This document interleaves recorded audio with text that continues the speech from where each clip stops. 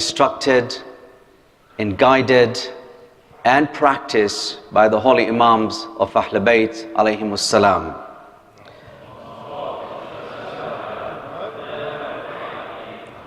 The reward for commemorating, for grieving, for mourning, for weeping is amazing indeed. The effects are tremendous. There is a riwayah of the sixth Imam, Imam Jafar Sadiq salawatullahi wa salamu alayhi,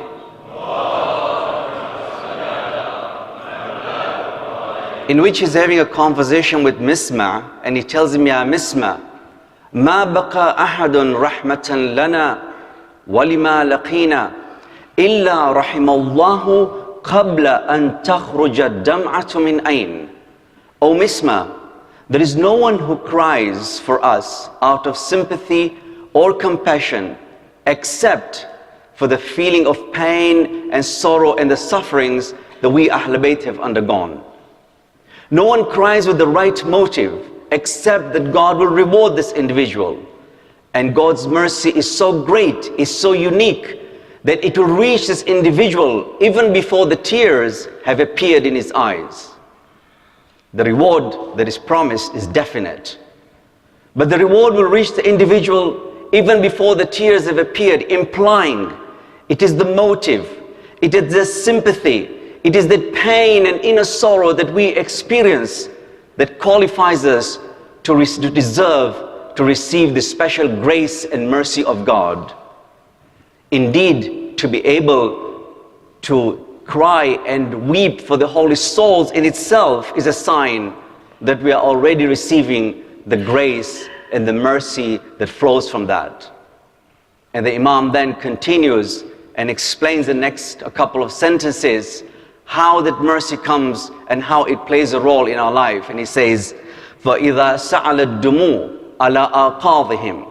And once the tears appear and they start flowing, فَلَوْلَا أَنَّا قَطْرَةٌ. And out of these tears, a single drop were to fall into the oceans of the fire of hell, that single drop is powerful enough to be able to extinguish the oceans of the fire of hell. Amazing. It means that when I cry for Abu Abdullah al-Hussein and the holy souls in Karbala, a single drop of my tear can eradicate the fire of hell. How is that possible? That's a very profound and amazing statement. Perhaps if the fire of hell is a manifestation of the collective sinfulness, the rebelliousness, the arrogance, the defiance, the disobedience of this individual, then it is these powerful tears that can uproot the very inclination in the future, the very memories of the past, the very pleasures that were derived from sinning. And once these are uprooted from within the soul of the individual, there is no ocean of fire of hell for that sinful behavior anymore. The purity, the power, the charisma, and the perfection of these holy souls is so powerful that during these holy nights, it has magnetically and spiritually pulled this individual into the correct orbit in such a way that this individual is now transformed, he's reformed, he's dedicated, and he sacrificed himself to the Holy Soul and God alone. It is a powerful experience indeed that we've been invited to undergo during these holy nights that culminates to this day of Ashura.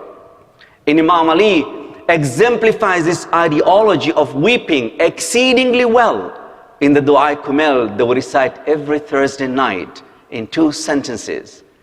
Allow me to share the insight. And he says, Irham marra'su malihi raja.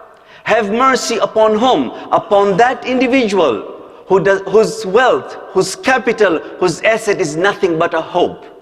Do I have any deeds that I can claim a reward for? My deeds are defective. Sometimes I fail to pray on time. Sometimes when I pray, I don't pray with the proper concentration.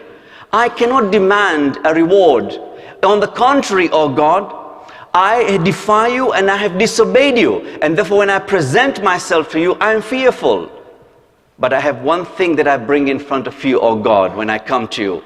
And that is my hopefulness. My hopefulness in your mercy, in your grace, in your generosity, in your unconditional love to accept anyone who admits into your servitude and your slavehood. And then Imam qualifies that link between us and God in the next line, and he says, وَسِلَاهُ الْبُكَاء, and whose weapon is tears. And whose only weapon is tears in this eternal, unending struggle against the evil that tries to tempt me from within through the devil, through the dunya, through the culture that dominates around me. I'm surrounded by unending struggle against the evil, and I'm looking for weapons. And one of the most powerful weapons that I have, oh God, is tears. When I recognize my own shortcomings, and my own loneliness, and my own humility for you, oh God, and I remember the souls and the sacrifice in Karbala, and I break down, that is the most powerful weapon that I have, oh God, because one of the greatest and the most challenging obstacle in reaching and connecting to God is arrogance. So I have sinned, so what? So I have defied my parents, so what? So I've hurt another human being, so what? The lack of remorse, the unwillingness to admit a mistake, the unreadiness to want to change, to reform, to bow down as God instructs us in the Quran. وَإِذَا قِيلَ لَهُمْ أَرْكَعُوا لَا يَرْكَعُونَ. When they're instructed to bow down in front of the truth, as it happened in Karbala, they refuse. That's the description of a kafir. Surah Al-Mursalat, verse 48.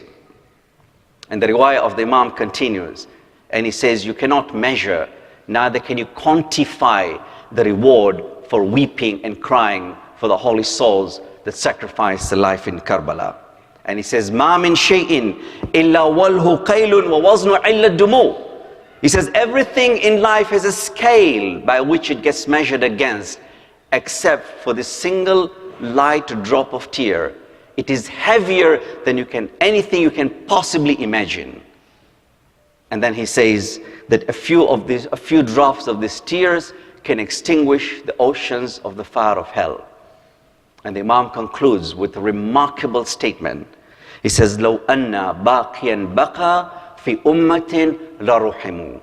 If a community like JCC, 1,000 people plus, no, in a community of just one person, and that one person, out of sincerity, he prays to God in remembering the holy souls of Karbala, and he weeps and breaks down, Allah subhanahu wa ta'ala will bring the grace and mercy not just on the individual, but the entire community.